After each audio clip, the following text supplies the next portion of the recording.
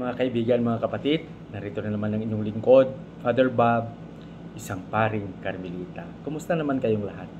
Purihin natin si Jesus, Maria, at Jose. Ngayon ay araw ng Biyernes at nasa ikawalong araw na tayo sa buwan ng Nobyembre at pagnilayan natin ng mabuti kung ano ang mensahe na gusto ipaabot sa atin ng ating pagbasa sa araw na ito. Ulitin ko, ngayon ay nasa ikawalong araw na tayo sa buwan ng Nobyembre, 2024.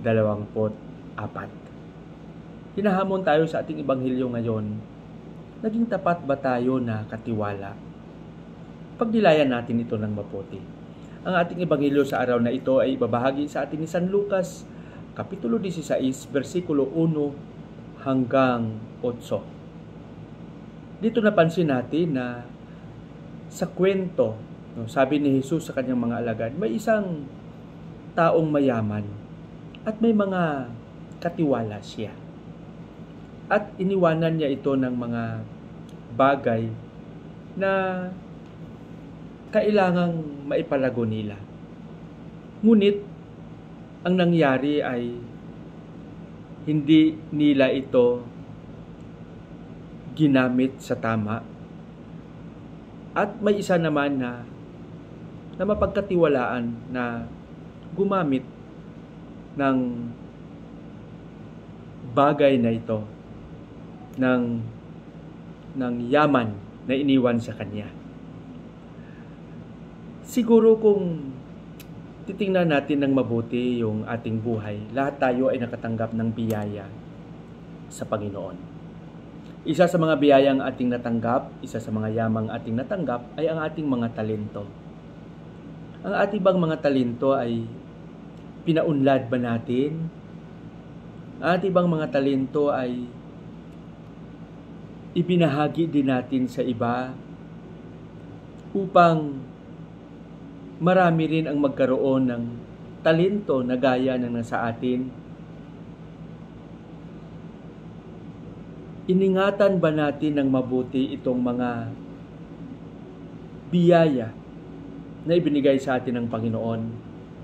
O baka nilulustay natin, inaabusuhan natin, hanggang malaman na lang natin sa bandang huli na wala nang natira, wala na.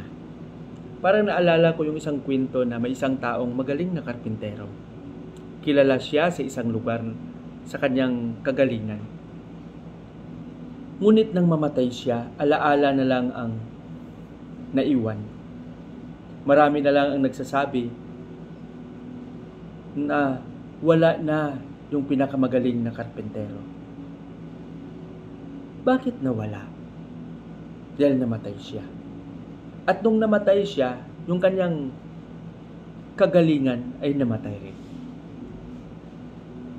Pero mga kapatid, kung sa panahon na siya ay malakas, sa panahon na siya ay nabubuhay pa, kung ibinahagi niya ang kanyang talento, ang kanyang kagalingan sa iba, ang talentong ito ay magpapatuloy kahit mamatay man siya.